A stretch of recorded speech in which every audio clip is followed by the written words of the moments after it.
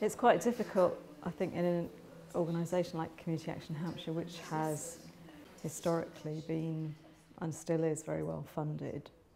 It's an organisation that's been here for a long time, nearly 60 years. So it really is about changing the culture of the organisation, which doesn't happen overnight. However, I think you have to do it with small steps. Everybody needs to support it, so the whole of the staff team and the trustees. The trustees have got a huge role to play, because if the boards don't support the idea at some point, they will probably stop the process. Because the other thing about generating your own income, independent income streams, is it doesn't come in the way a grant does. So grant funding comes in, sits in your bank account, you use it, that's it.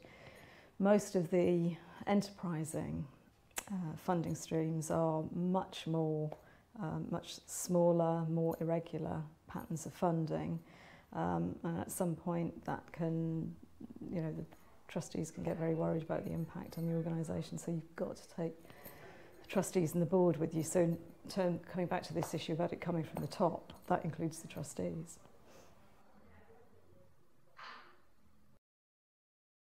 These things certainly can't be undertaken lightly, that we were very anxious to make sure that the staff developed and shared with us a coherent and sound business plan for the new initiative. It wasn't just rushing into something because it seemed to be being fashionable. We were anxious to make sure that going forward we had a good sense of potential success, and that success could be grounded in some solid business principles.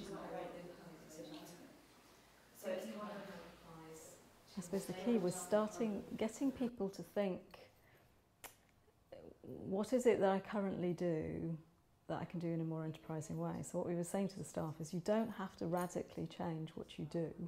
So we kept talking about this at staff meetings and management meetings, and then we were trying to think, what can we do that's not threatening to people, but reinforces this idea about doing things differently.